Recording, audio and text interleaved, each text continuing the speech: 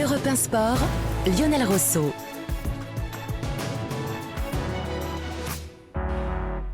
L'Espagne à présent, le football en Espagne avec Juan José Dorado. Bonsoir Juan José. Buenas noches, buenas tardes a todos, Lionel.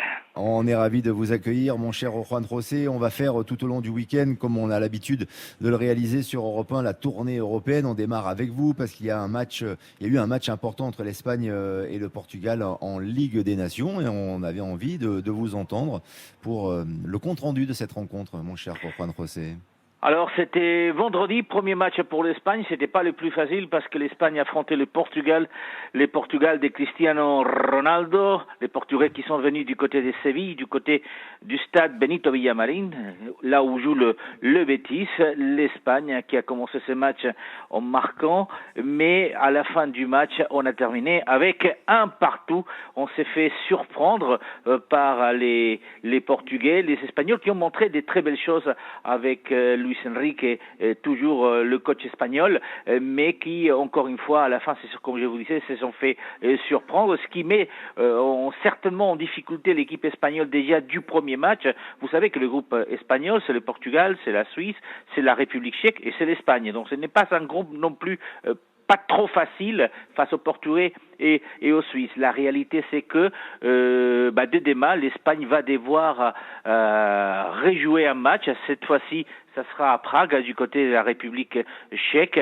La République tchèque qui ont battu la Suisse et qui se retrouve donc première du groupe espagnol, ce qui oblige aux Espagnols justement à gagner ces matchs parce que sinon ils seraient en très mauvaise posture pour les prochains matchs. Le groupe de Luis Enrique, vous le savez, c'est un groupe assez jeune, avec notamment Gabi, le Barcelonais, qui est toujours aux commandes du groupe de Luis Enrique, même s'il y a des absences des deux titulaires pratiquement indiscutables dans l'équipe d'Espagne, qui ne pourront pas être là demain. D'un côté, un autre Catalan, un autre Barcelonais, Pedri, qui est blessé, mais aussi Emery Laporte, que vous savez que depuis qu'il est devenu espagnol, il n'a pas raté un seul match avec Luis Enrique et la sélection espagnole. Et donc, on s'attend à un match important demain, notamment avec peut-être pas mal de changements, parce que c'est l'une des caractéristiques de Luis Enrique aussi, c'est que d'un match à l'autre, il peut changer complètement l'équipe, il peut changer 5, 6, 7, voire 8 joueurs, et donc, à chaque fois, c'est toute une surprise. C'est-à-dire, on lui a posé cet après-midi la question pour demain, et il nous a répondu, écoutez, je peux changer entre 5 et 11, alors faites votre calcul. Donc vous voyez, avec l'équipe d'Espagne, c'est toujours assez compliqué. Ça reste quand même un match important. Et puis aussi, il y a quand même quelque chose d'intéressant. Vous savez que Busquets vient de rentrer dans le trio des joueurs espagnols qui sont les plus capés avec l'équipe d'Espagne. Derrière Ramos, derrière Casillas, il y a Busquets qui vient de dépasser Xavi, l'entraîneur de Barcelone, avec 134 matchs en tant que joueur de l'équipe d'Espagne. Busquets qui est quand même le capitaine espagnol. Et je vous ai parlé de Ramos. Savez-vous que cette semaine, Ramos a encore insisté en Espagne qu'il aimerait jouer son 5e mondial lors du mondial du Qatar et qu'il souhaite et qu'il espère être en forme et peut-être avoir la chance de se faire rappeler par Luis Enrique. Le seul bémol, c'est que Luis Enrique l'a fait jouer.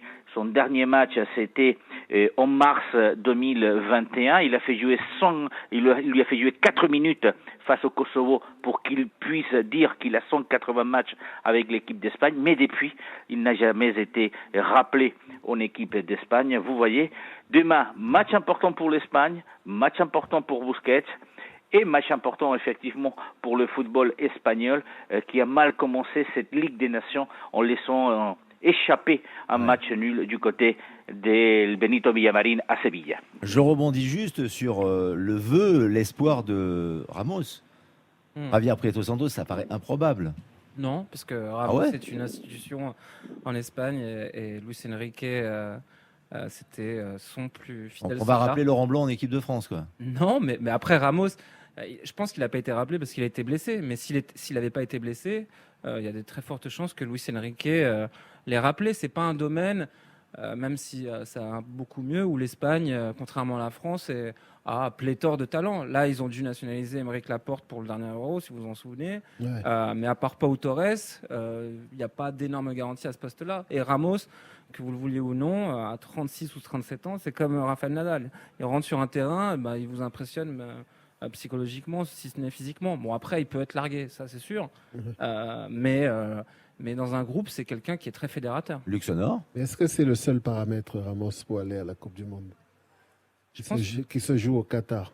Ramos, il faut savoir que c'est un très grand nationaliste, c'est un très grand patriote. Et d'ailleurs, il est souvent critiqué pour ça en Espagne, où il n'est pas de bon ton d'afficher des drapeaux, des bracelets aux couleurs de l'Espagne. Mais c'est un homme qui se sent investi d'une mission quand il va en sélection. Pour lui, c'est comme le service militaire.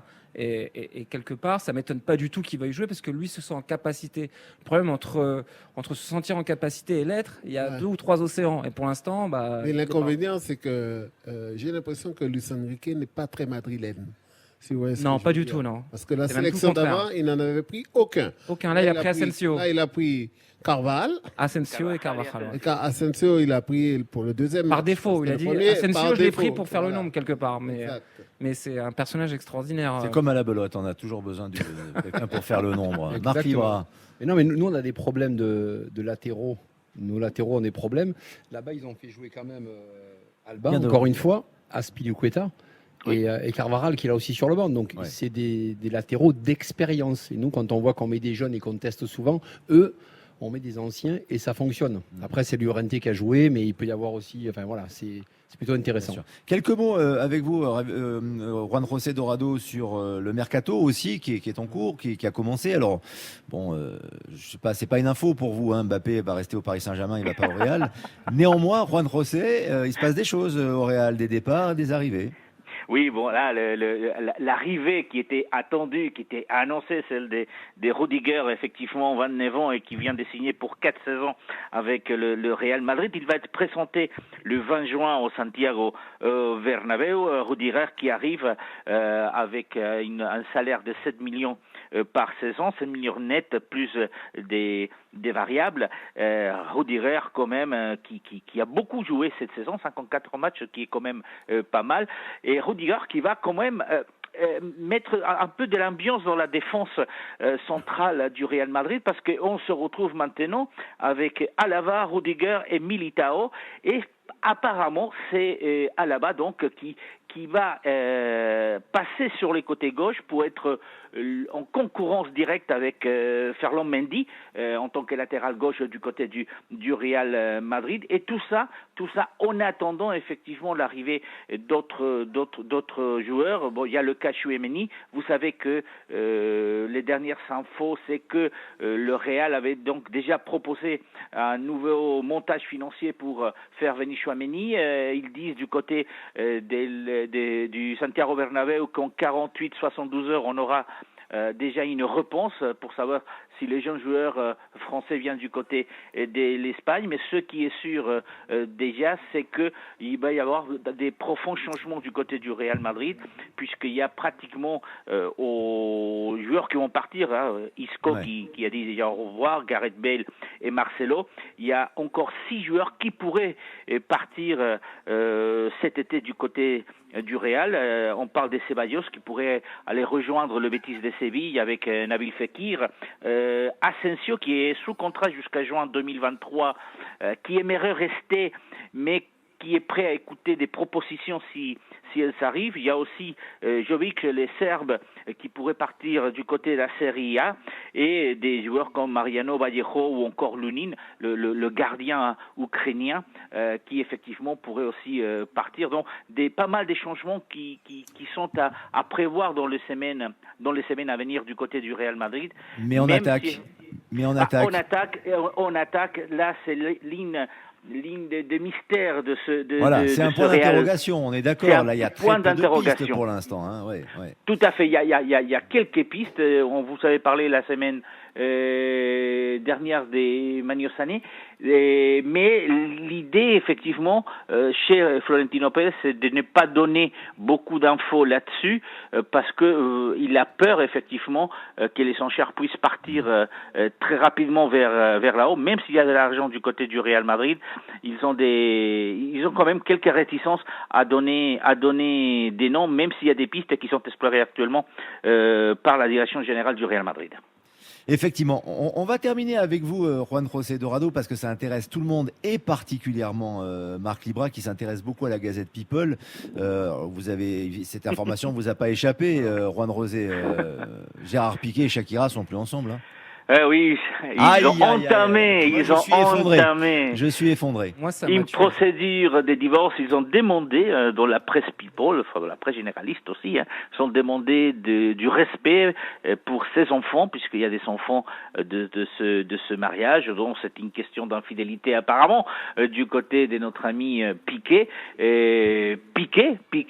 Je vous ai parlé de Sergio Ramos, mais Piqué pourrait revenir, pourquoi pas, en équipe espagnole. Vous savez qu'il a quitté l'équipe espagnole lors du mondial 2018, il avait dit qu'il arrêtait sa carrière internationale, mais Luis Enrique aimerait le faire venir. Peut-être que maintenant il aura plus de temps parce qu'il n'aura pas Shakira à ses côtés. Peut-être que là il aimerait revenir. Mais c'est vrai, c'est la Gazette People.